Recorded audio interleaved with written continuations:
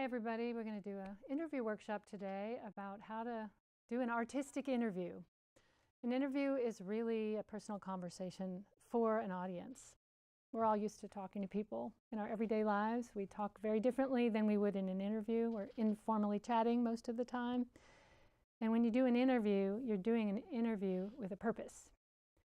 So you have to kind of ask yourself, why am I doing this? And who cares? I know that sounds a little rough, but you always have to ask, why does the audience need to hear this now? Whether it's entertainment or information or emotional connection, there's got to be some reason why you picked to do this. And hopefully your reason is matching the reason of the audience. So I call this the art of the interview, or how to simulate a real conversation while waving a long metal stick or your phone in someone's face. And I always like to start with this quote, because even though not all of you are doing journalism in your shows, we're all conveying truth as we see it as best we can. And so I wanted to have this in these times of truth twisting remind us that we're guardians of the truth. So I like this U.S. Circuit Court judge quote, "A cantankerous press, an obstinate press, a ubiquitous press must be suffered by those in authority in order to preserve the even greater values of freedom of expression and the right of the people to know." So what is an interview anyway? It's sometimes a one-way exchange of information, where if you are a podcast producer and you're going to cut it all up with music later and not even have your voice maybe in it, you're just trying to get information. Often for short news pieces, you're just saying who, what, when, where, why. So what happened? What did you do then? What do you think about this? You're just looking for a very short 30-second or even 15-second soundbite. Or in the case of a longer story podcast, you might be editing out your questions.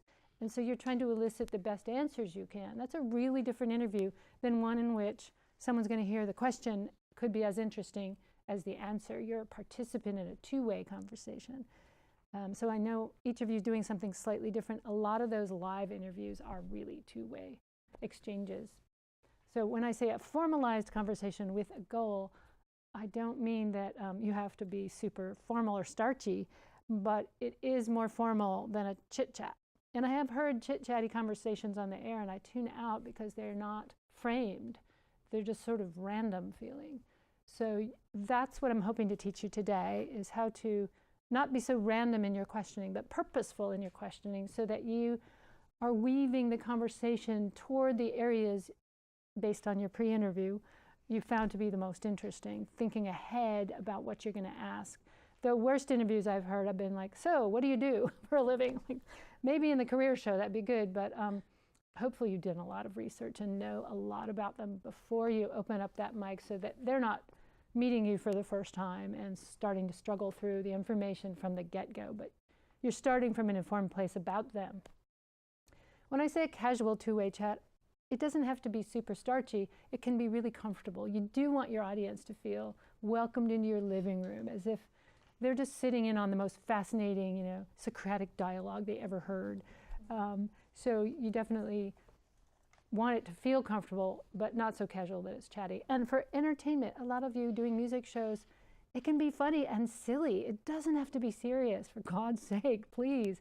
The most serious interviews sometimes, I've even heard comedians deal with really difficult topics and make you laugh, but hear it. Like Chris Rock at the Oscars talking about racism.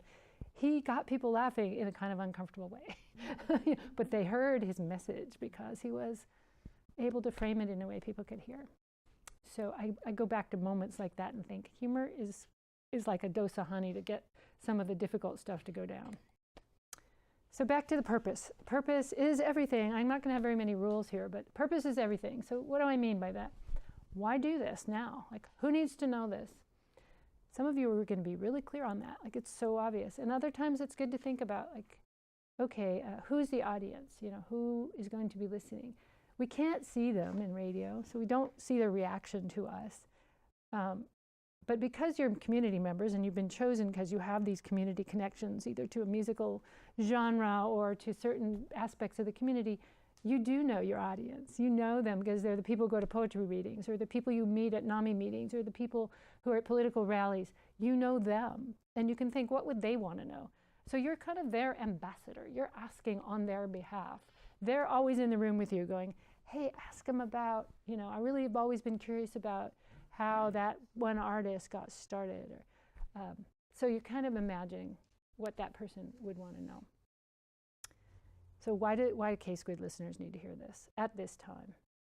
And your questions will follow that purpose. So if you can write a one-line purpose statement, you'll be fine with the rest of your questions.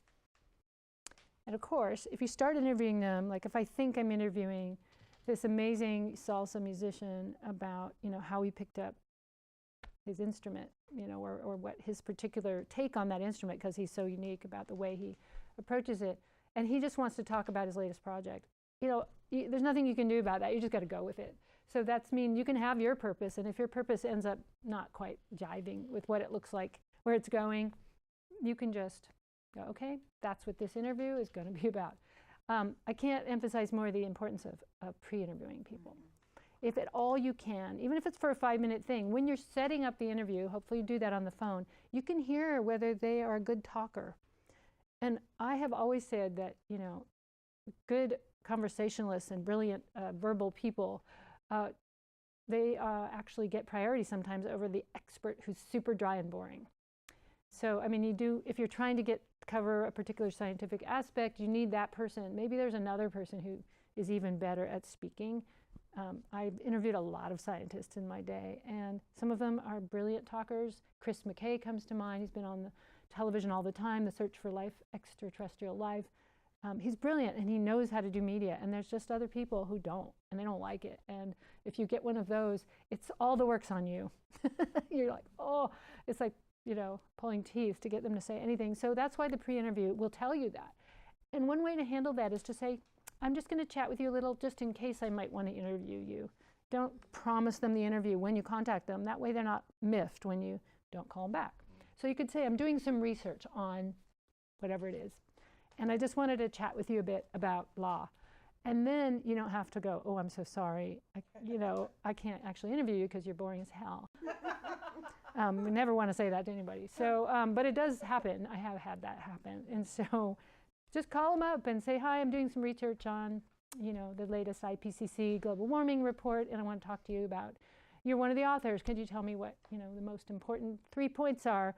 And I may want to interview you for my show. Note the word may. And then, if they're great, go, okay, I'm wondering if you're available now, and then you book it. But guest choice is the beginning of a good interview, is always who you pick to have in your studio. And just because they're good at a topic doesn't mean they're good to talk about it.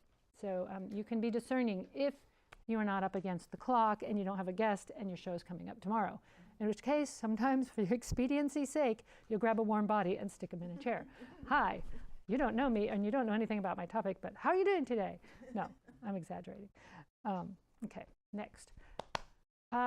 Again, this is common knowledge. I'm not trying to make any judgments about your prep experiences, but I try to read as much as I can. If it's a book interview, by God, have read the book.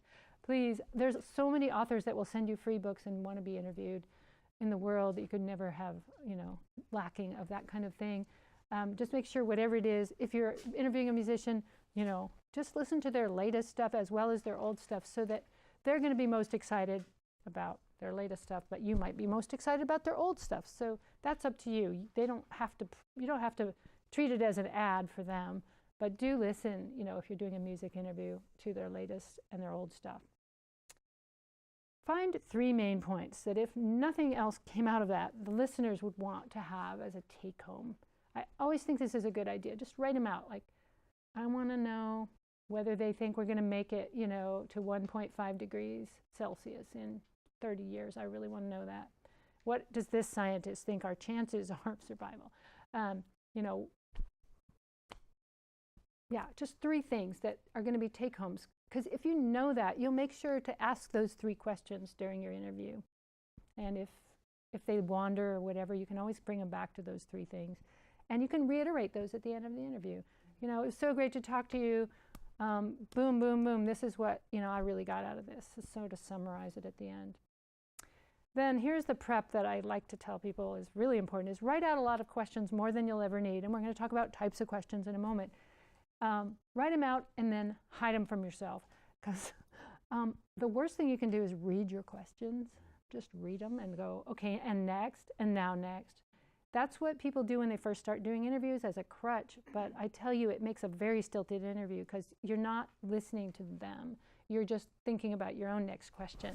And so the best thing you can do is keep them as an outline and look at them every once in a while and ask the first couple. But then usually it's off and running. It's off to the races. If you're listening carefully, your next question will follow the previous answer, and it'll just feel like a normal conversation. Of course, if they take you off topic, that's when you look back and go, I really wanted to get to talk about this, your latest book, but I notice we're talking about your childhood. Do you mind, if we talk about this passage here and read, come back to the topic as many times as you can. And that's a good prep. So if you have, and there's no rule on this, if you have like a 45-minute interview and then you're going to do intro, outro, and other like little newsy stuff at the beginning, you're going to need at least 10 questions, but you might only get to 5 of them. And you can have 15, but don't worry if you don't get to them all. Just circle the ones you absolutely, those 3, remember, those 3 key ones that you wanted to make sure we got to that fit the purpose of why you're doing this interview. And often, sometimes people are chosen because they know the subject matter, and other times people are chosen because they're great at talking. I kind of like the latter a lot of the times. So we'll talk a little bit about questions. Okay, so there's a difference between preparing for a a pre-recorded interview versus a live interview. They're totally different beasties. You can stop a pre-recorded interview halfway through and go, I'm hearing dogs barking. Can we say that again? You can stop it in the middle and say, I think let me just pause here and check on if you're doing okay. You seemed a little nervous. And reset. You can just totally change everything up. Whereas live, you go live. And it's what you get. It's just going to have to go. It's like you're on a bicycle and you have to go till the bicycle runs out of air on its tires or something. You have to go till the next show comes on.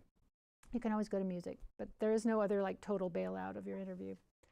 So I write my show intros. I'm going to show you a rundown in a minute, but what I usually do for Planet Watch is I'll write a 4 or 5 line intro, setting up the host, the topic. So I'll say, welcome to Planet Watch. I'm Rachel Anne Goodman, along with Joe Jordan, and today we're going to be talking about the latest IPCC report, which says we have about 18 years before things get really bad unless we do something drastic.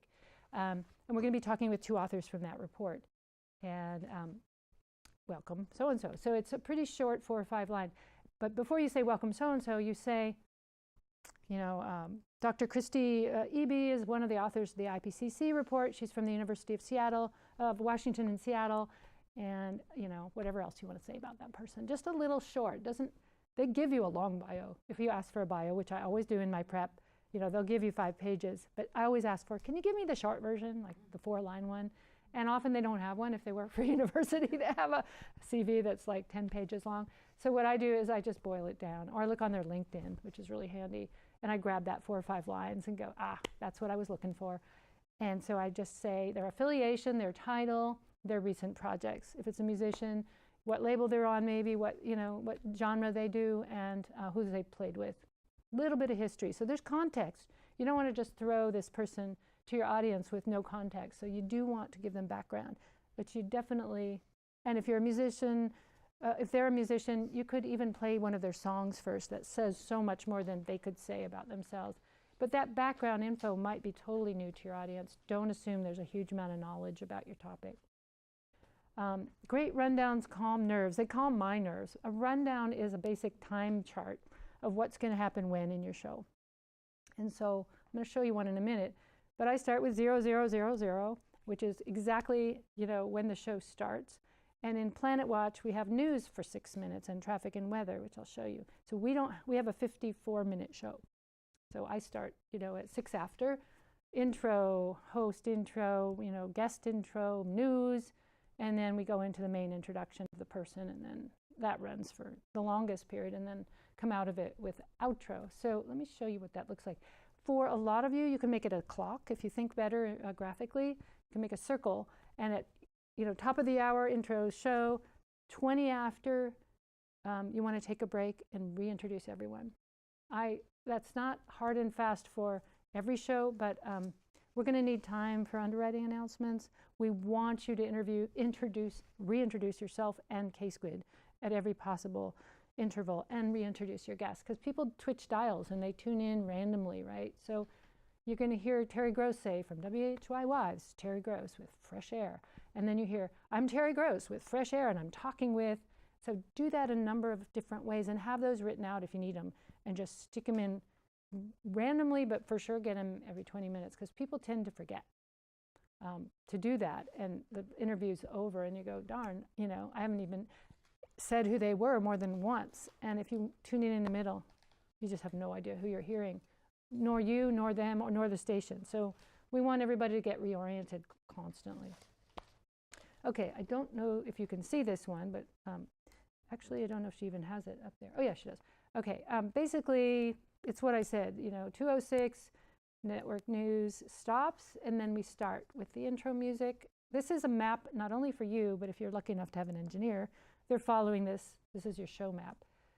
But if you're doing all the engineering, which many of you will be on a live show, you're going to fade in your music for a little while, not very long. You don't want to ever play a whole song as your intro, because you want to get to the point quickly. What are you listening to? People often, for podcasts especially, tune in right at the top of the hour to find out what's going on. So you want to start your show with the intro as quickly as you can. So maybe 30 seconds. This is not dogmatic. You can be somewhat flexible, but get your intro in there early so people get oriented to what you're about to do. Then we do, you know, hi, today on the program. I gave you a sense of what that sounds like. On Planet Watch, we do, like, you know, 7 minutes of news, which you might or might not do. Then we get into the guest at around 2:14, and we start the show at 2:06. Guest intro is about 4 or 5 lines. And then once we wrap that up, we always say thank you and thank you so much for being here, and conclude it, and then move on to the next thing. So people know there's a bracket around that interview. Just say, we've been talking with so-and-so. Thank you so much for being here. So-and-so is a professor at the University of Washington, Seattle, and was part of the recent IPCC report. We just, you know, are so appreciative that you were here on KSQD with us. And then they could leave your studio if they're in a hurry, or they could sit and watch you do the rest of the show. And then you want to kind of an outro, whatever that is, you know. You've been listening to blah, blah, blah, The Hive on KSQD, Community Radio. I'm so-and-so, and this is so-and-so. And we appreciate so much. If you want to listen to our podcast, go here. Please support KSQD. You know, always give a plug to the station. And there will also be opportunities. Sorry, I just changed my slide. There'll be opportunities to do like funding announcements as well. Like, please go to our website and hit the donate button, because we need you to do that so that we can all keep doing this. It's going to be constant. So make sure you leave room for that, and don't have your interview go straight up to the 59:30 mark. On some shows, it'll have to be exact, actually on all shows, because there's another show coming in, and there's going to be a transition. If you are a talk show up against another live talk show, or if you have a guest and there's another guest coming right after, you have to have a music break, or you won't be able to get out of the seat and let them get in. So transitions are always really sensitive, and it just has to be done in a gentle way, and a way that's planned, so that there aren't someone hovering with their guest and you're trying to get your guest to exit, but they're shuffling your papers. So having a little music at the end is a really good idea. Okay, so tech check. This is more for everything. Well, this is for everything. If you're going out into the field with, you know, a recorder, a handheld recorder, or a microphone and a bigger recorder, make sure your batteries are charged. Make sure you have spare batteries. I can't tell you about the few times, but it was enough to make me remember them for the rest of my life, that I started my recorder and I had way out in the middle of nowhere. There was no 7-Eleven and nothing at all. There I was, there they were. I was in the field, I was out in the wilderness. There were whales, there were scientists, there was no recording. Ouch. Okay, so better to do that prep at home and test everything. Are your mics working? If you're at home, test your whole system. And I'm going to show you in a minute how to do a Skype interview. Test it. Have a friend call you, or have your partner call you from downstairs, or whatever.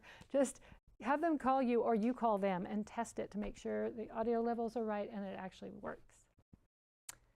And if you're sitting there in a field recorder, press record And if sometimes you have to press it twice because some of the recorders have flashing lights to prep, and then to actually record, you push them again. So just make sure you record 5, 4, 3, 2, 1 of them, and then listen back. Make sure you got it. And always wear your headphones. Always, always, always. So you know what you're getting. Without headphones in a field recording setting, you don't know what you're getting. It's like driving with a big blindfold on. You have no idea what you got unless you're listening as it's recording to what's coming into your recorder. If you're in the studio, you want to make sure they have their headphones on, you have your headphones on. If the guest is calling in, make sure they have your studio phone, your cell phone, you have their phone, so there's no like, I tried to call you, but I had the wrong number. Those misconnections can be devastating. If you're doing a call in live and you've prepped it and you're ready and it doesn't happen, it's really scary. So there'll be a studio phone number you'll want to give them, and you'll want to patch them in. And ideally, people who are doing lots of phone calls will have a call screener, and that call screener or producer will be the one to take the call and patch them into you in the air room so that you will not be putting music on and struggling to make it work. That's really hair-raising and heart attack producing and everything else, gray hair making. All right, and if you're Skype and audio hijacking, which I'll show you in a minute, make sure it works before. I was doing a UK interview and I couldn't get it to work, and I realized it was because audio hijack restarts Skype, and I already had Skype started and I had set it up, but it shut it down and reopened it, and all of my settings went away. Yeah, but I was okay. No dogs or babies in the room. No one yelling. This is if you're doing a Skype interview. No whirring fans or fridges. I have gone in and asked people to turn off their air conditioner, even on a hot day, because it was going to ruin the interview.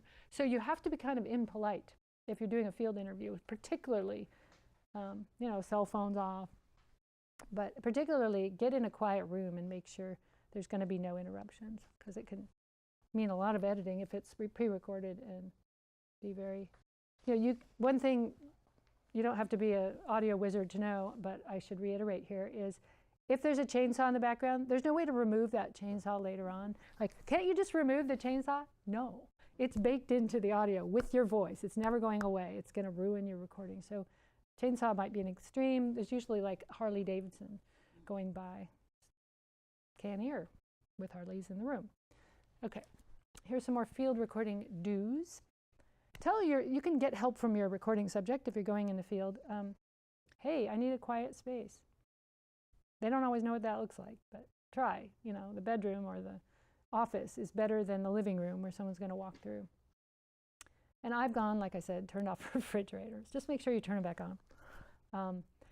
Mic them really close, that far from the mouth. The most mistakes I see about audio recording is for radio, it doesn't work to have your phone here.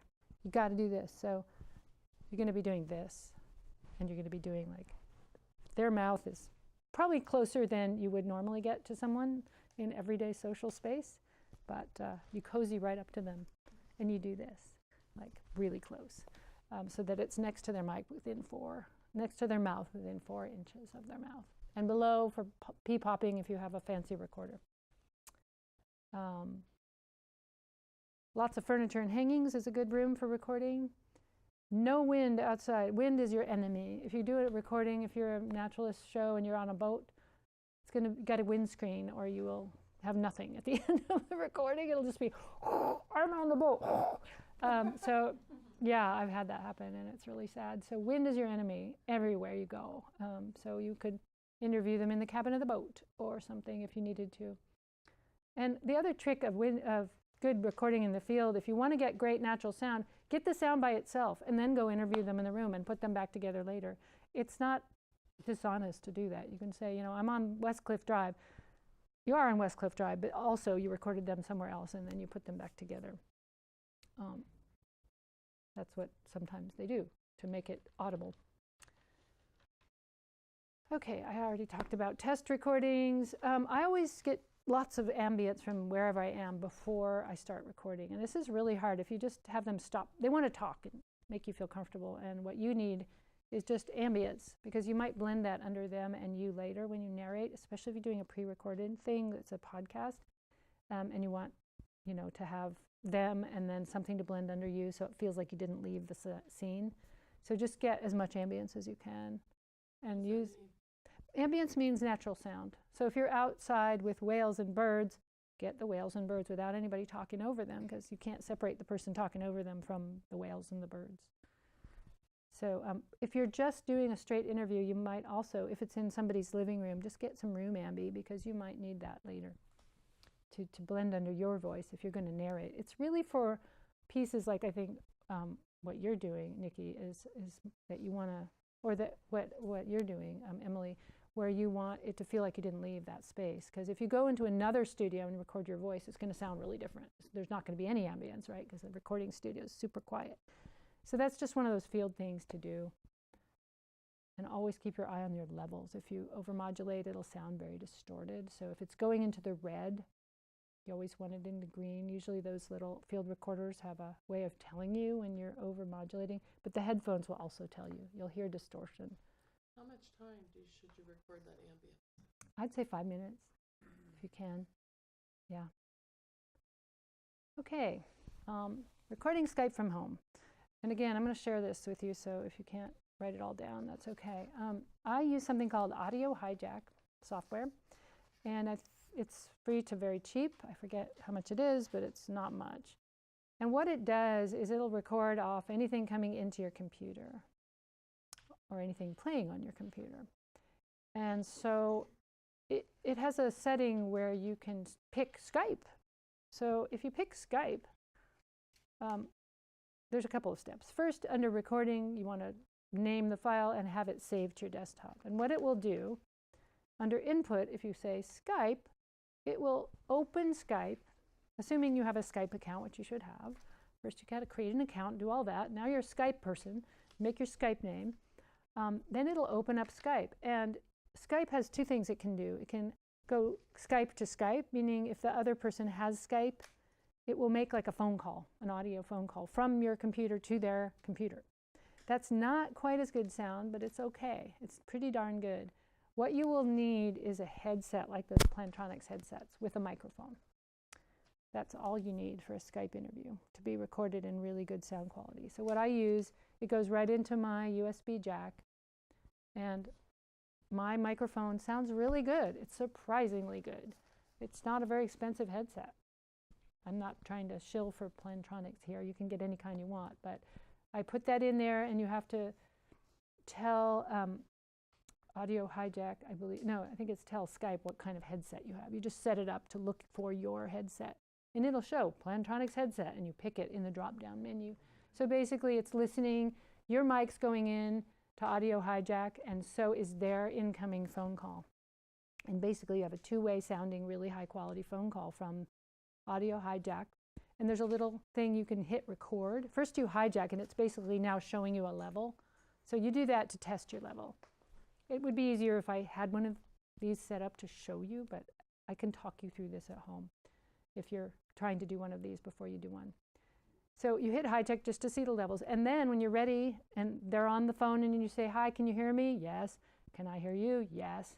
You turn down here your speakers, otherwise it'll echo and sound really weird. So you turn down your speaker on your laptop, and it's coming all the way just through your headset. You're hearing everything. And then you hit record, and you start your interview. And then you stop record, and it automatically went to your hard drive. There it is, an MP3 file, 35 minutes of interview. You listen back, and it's amazingly good.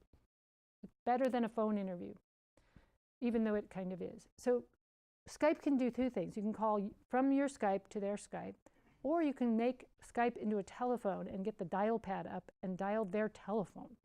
They will charge you, but it's like 1/8 of a cent a minute. I just called the UK for half an hour, and it charged me like 20 cents. So you want to put some money into Skype. But that's why most people with friends in foreign countries use Skype to phone, or Skype to Skype is free. It's just not always as good quality, because you have to have a good internet connection. That's the one thing I forgot to mention. If you have an Ethernet, that's better than Wi-Fi.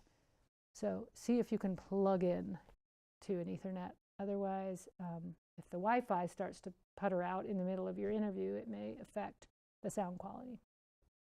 Any questions on that? I know it's kind of technical to be talking about in a list, but. Are there suggestions for the interviewee to set up with a mic too?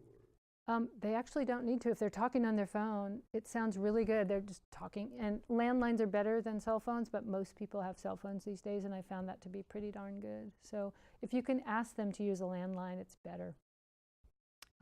And Skype's okay as long as they have a headset. So if there's Skype to Skype, they need a headset. If it's you calling their phone from Skype, you need just to have them have a phone that's a landline. Good question. Yeah. We were talking about miking and how close. Can I ask questions about that? Yeah. Because I just have one of those Tascam recorders that has, you can move and we have 3 people in the room. So there isn't a mic on each person. Yeah. Is that adequate? And is this better than that? The X or the Y when you have a group? I can't tell. Okay, let me repeat the question. It's rather technical, and I don't know if I can answer it here, but I think what you're saying is, can you pick up 3 people from your Tascam stereo recorder? And the answer is yes, if they're huddled around very closely within a couple feet of the recorder. And if you put a blanket or something soft on your table, you'll get less reflective noise. Anytime you're in a really sharp angled room with like hard surfaces like this room, you're going to get echo effect unless you're right close to the mic. As far away as you get, the more the room sound gets in, and you sound like you're in some sort of church, or not even as good as a church. You sounds like you're in an echo chamber. So closer is better. If you can get everyone cozy within a few feet of the mic, better. Good question. Any others about Skype recording? So it's really great to get that from home. Make a difference? No, not in that kind of situation. It's better to have them like this, or they'll get crossed, I think. But let me answer that after. Yeah, so, yeah. If we don't have a landline and you're doing Skype to cell phone, is it best if they've got their earbuds in? Yes, they can hear you better. Yeah, and don't let them use their speakerphone on their on their cell phone. That will. So the question was, is it better that they have earbuds in on their cell phone? And the answer is yes, they'll hear you better. But don't let them use their speakerphone, because that will make the audio really bad for you. And they might be able to hear you fine, but every time they speak, they would have to mute it to make it actually work properly. Yeah. But the great part of this is now you all have a recording studio in your home, right? If you need to do pre-interviews, do it that way. It's always better to do it in person, just for every possible interpersonal communication reason. But if you can't, do it that way. Oh yeah, the other trick, which is on number 7, if you're worried about getting a good recording, have them have their phone near their mouth in voice memos and let them send you that recording. Because and then you will have to edit it back in with your questions. I just did that. I interviewed a woman who had a fancy studio right in Cornell, and it was a radio station basically, and they took her recording and sent it to me. And I ended up dropping the levels of the recording I made of her and putting her in. I put them side by side in GarageBand, and I just basically combined the two. But I had to go every question, drop the one I had of her answer and put in the one they gave me, and it sounded like we were in the same room. That's what Terry Gross does. They have someone in a radio station. Sorry to give this away, but she doesn't always do them in person, because she can't, like we can't. So they're in some other studio with a really high quality recording, and they mesh them together, and it sounds like they're in the same room. That's what T1 lines will also do, if you ever have one of those. Well, I don't think we'll at KSQD, we're not that rich. Okay, the artistic part.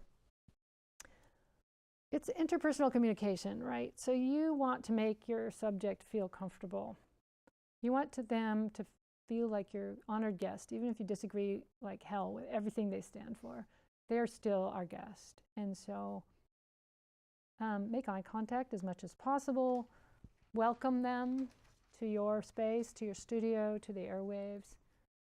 Look at them. If you're looking down at your recorder or your questions, they're not going to feel connected to you, and you will not pick up on their facial cues. This is now back to the live in-person interview, okay? Because phone interviews are hard that way. You can't see how they're feeling. You can only hear it in their voice.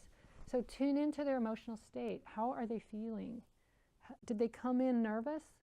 You know, are you super nervous? If you are, you might make them more nervous. So you have to kind of do that meditative thing before you go on the air to calm yourself, because they're going to mirror your mood. And you might end up mirroring their mood. If they're super angry or emotional, you want them to be animated. If they're just nothing, in a way, you got a problem, actually. Because think about it, you can hear emotion in voices. People either are just like, hi, I'm here. Thanks for having me. I'm terrified, so I'm just going to talk like this all the time. And you're going, oh no. So, it's our job, like it or not, and it's a cool job, is to draw them out of their shell or help them feel at ease. I'm sure as a therapist, Deborah knows how to do this so well. And it's a great gift that you have. Now, there may be different questions you're going to ask and maybe more challenging ones. This is not to say, if you're doing a political interview particularly, you want them to go, yeah, I agree with everything you're saying. It's not your job as cheerleader, but it is an interpersonal exchange. And that's why listening is everything in the interview. You are doing more listening than you are talking, hopefully, right? And you're listening for two different things. On behalf of your listeners, is this going well? It's a really interesting meta kind of listening. You're listening to what they just said. You're also thinking about your next question. And you're thinking, how is this going? Is this boring people? I hope it's really exciting. I hope they're engaged, right? So it's a meta experience for sure. And you get used to it after a while and you get really good at it. And we all do that to some degree. If you're talking to someone, they're boring the heck out of you, you're going, how do I get out of this interview? How do I get out of this room? I really don't want to insult them, but I want to creep out there and talk to some other people, and they've got me against the corner here. So we're all used to that, thinking meta, how's this going from the airplane perspective as well as the interpersonal perspective. It's a really interesting one. When you're doing, like Nikki is doing, something as personal, and like Daniel's doing, as family stories, right? You're getting into a whole other emotional territory, and poetry too. I mean, it's all about emotion. My news things don't always get that emotional. I kind of wish they would. I mean, there's nothing more important than what's happening in the world, but the other kinds of interpersonal interviews where you're talking about biography, about someone's personal story, even musicians. I have gotten in conversations where we were both crying, and that was totally acceptable in my view, because that was warranted by what was being said. If you're a wall and they're emoting, that's a little weird too. So it's being empathetic and hearing them and feeling them at the same time, keeping it going. So it's an interesting one. You want to let emotions be allowed to be there, if that is part of what's being said. I mean, especially, thinking about Nikki's show or your show, you're talking about suicide, Deborah, or you're talking about something that changed your life. That should be emotional. If it's not, there's something wrong. And you can empathize without necessarily falling into tears about it. It's an interesting one. You have to kind of keep it going. So, but asking personal questions, I noticed Terry Gross often asks them at the end, and it feels a little weird, like, oh, that must have been really hard when your father, the alcoholic, left your family. And Barbara Walters used to do this, and it kind of drove me nuts. It was like fake, concern, like, oh, that must have been so hard. And she's trying to get them to cry. And I can feel it. And it's like the movies, when they run the violins. And you're like, I'm being manipulated. I don't like that. So be real, be yourself. Be present as much as you can. And remember, they're more scared than you are. You always have the upper hand with that. And you don't want them to be scared or they'll clam up. So you got to kind of set them at ease. Here's a few rules of interviewing. I just said one of them. Listen intently. You've got to listen and have your next question follow their answer. If you just go back to your list, it's going to seem like, okay, thank you, and next. It's not like a job interview where you have to ask every question. It's not like that. So you want to really listen and say, what I think you just said was this. Could you clarify that? Be relaxed, articulate, and naturally curious, if you can, amidst being nervous.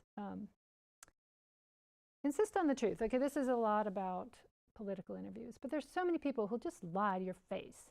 It's really irritating, especially politicians, or they just won't answer you. What are you going to do about rent control? How do you feel? Well, that's a really good question. For years I've been an advocate of housing. Like, no, I just asked you how you stand on rent control. Like, so be firm. Like, I asked you this and you didn't answer me, so could you please answer me?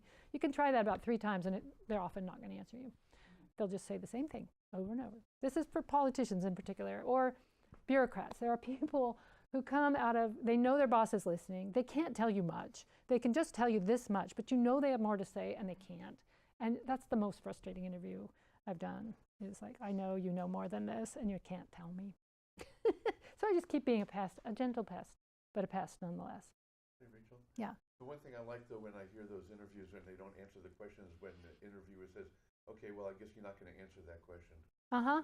Yeah, at some point, I asked you 3 times, I guess you're not going to answer that. So thank you for just giving me your pitch, you know, your campaign speech again. You do what you can. And then there's this last one, use silence to your advantage. That's a really interesting one because in a controversial interview, and this is more for, you know, political shows, if someone just said something to you and you ask them a really hard question, don't dive into the silence. Let them struggle because they're going to tell you something interesting. And this might be for personal biographies as well. You don't have to do it in a confrontational way, just look at them. Because they're thinking, you're thinking. If you dive in, you might miss like that moment where they were struggling to tell you something really interesting. Dead air is always that thing where people want to fill it. I want to fill it, and I have to struggle not to. But it's really good. That has sometimes yielded the most interesting answers. Okay, more, it's okay to get an emotional read on their subject. Maybe they are being boastful, cynical, angry, proud, defensive, or bored. Try to have one idea per question. Okay, so you don't want 3-parters. This is in the don'ts. So often new interviewers will go, so, you know, when did you first start playing the trumpet? And I was really wondering where you're on tour this week. And by the way, what's the name of your new album? They're going to go, could you repeat that? So they're just baffled by that. They don't know what to do with it. So one idea per question. You can always ask that other stuff later, but don't pile up on them because they won't know how. They'll just answer your last part of the question. Okay, here's some don'ts. Sorry, I know none of you are going to do any of these, so, but I have to say them anyway because they're pet peeves of mine. Don't sell it. You are not there to promote them. You are not their PR agent, okay? A lot of times people feel obliged to go, I gave you airtime, now I have to pump up your new album. What if I don't like it? So you're not their PR agent. You want to be kind and encouraging, but you don't have to go, everybody go buy this latest one. It's the best thing on earth. You don't have to do that. You're giving them airtime anyway. That is promo. They might do it. You can kind of try to pull them back from just giving a big commercial. But we are non-commercial radio, and we don't want to hype it, and we don't need to hype it. And there's no purpose in that, really, except to sound like a commercial station. The worst thing people do is often, when they're new, is ask yes or no questions. So, Deborah, you know, do you like being a therapist? Yes. End of interview. So that's one thing. And then there's the 3-part ramblers. Those are the 2 opposite ends of the spectrum, right? So I heard your, you know, book came out in 2006, right? Yeah, it did. Great. What are we going to talk about now? So just no yes or no questions. You can always reword them to be open-ended questions. Open-ended questions are the best. Don't let them dominate the interview. Some people will grab the microphone and just monologue at you. People will monologue. They will all monologue. You will get monologuers. It's your job to politely interrupt them. Say, in the remaining time we have, I want to make sure we get to whatever it is we get to, but you got to cut them off because people want to hear exchanges. The ear gets tired. You're probably getting tired of me talking monologuing. The ear gets tired when you just hear one person.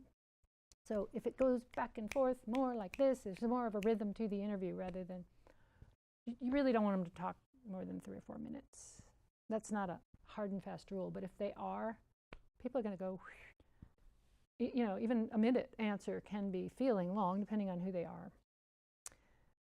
Don't let untrue statements ride. The media has been really bad at that, USA Today. Thank you very much. But really, for some reason, since our president is lying to the public constantly on the media, other people think it's okay to do that. And it's not okay to do that. So if you have read everything up on this and you think they are misstating facts, it is your responsibility to call them on their baloney. Okay. This one happens a lot in music interviews. Avoid obsequious fawning and flattery. You are their fan. You think they're amazing. You've followed them for years. In fact, they are your hero. You're going to kind of have to put that aside a little bit because it sounds really funky to just fawn all over them. And they get really embarrassed by that. Like even famous people, they're used to it, but they don't necessarily like it, nor does their ego need it. Like they're fine. So it's kind of just embarrassing to hear someone go, oh my gosh, your latest album. It's like, don't do it. Just be real. Don't forget to ID yourself, them, and KSQD often. Don't wander off topic or let them do it. Gently bring them back. Like, oh, I noticed you're talking about your childhood for the past 20 minutes. So back to that newest album, you know, your newest book, what we're here to talk about today. Bring them back. Don't be passive. Don't let them take over the interview. It is your studio and they're your guest. Don't let them go, oh, what I came here really to talk about was my latest campaign for city council. No, you're a poet. I interview you for a poet. You know, that's fine, but we're here. You know, so control it in a gentle but firm way. Do not let them go way off topic, because that's not the purpose of your interview. Unless it's so fascinating, you think you might have ditched your original idea and just go with that. And I talked about don't read your questions off a sheet. Boring. And don't you monologue like I'm doing. Right, I have worked with people in the past that will go, blah, blah, blah, blah, blah. Do you agree? And I was like, that is not fair to your guests. That's you showing off what you know and then asking them to corroborate your brilliancy. And that's not so good either. Irritates me as a listener. Oh. Okay. Common tics. This is for anybody, field or live. One time I got a oral history that I was going to use for a radio documentary. And I was so excited because it was this old recording of this famous person that I really wanted to get. And all was on there. They were off mic, for one. All I could hear was the interviewer going, wow, that's so awesome, great. That was all that was on the tape. So you got to zip it. You got to zip your lip while they're talking. And this is the hardest thing for new interviewers. You can do everything with your body language, but don't go, wow, that's so great. Absolutely. It's not a phone call. It's an interview. So you have to just go, everything in the eyes and the head. It's all just like, you're just going. It's pretend you can't speak. That would be better. All right.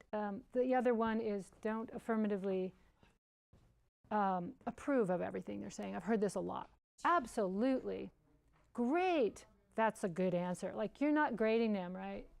So you don't want to come up and say absolutely after each time either. I've heard that in new interviews and it's really irritating. And shuffling paper gets noisy. Okay, good interview questions for just when you need the answer and not your question. Open-ended, these are journalism, you know, the 5, 6 W's. What happened? Hey, that's one. Or why did they do that?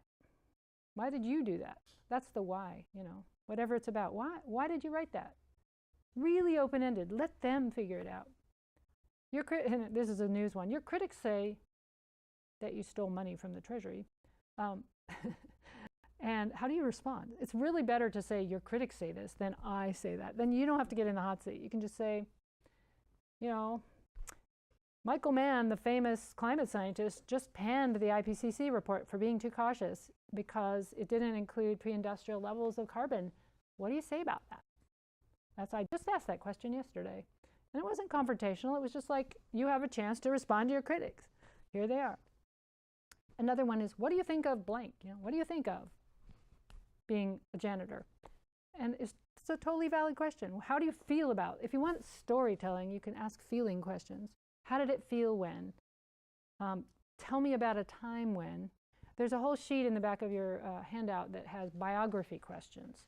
You know, tell me about the weirdest thing that ever happened to you. That's a great one, because people are going to have funny stories or uncomfortable stories, and those are good too.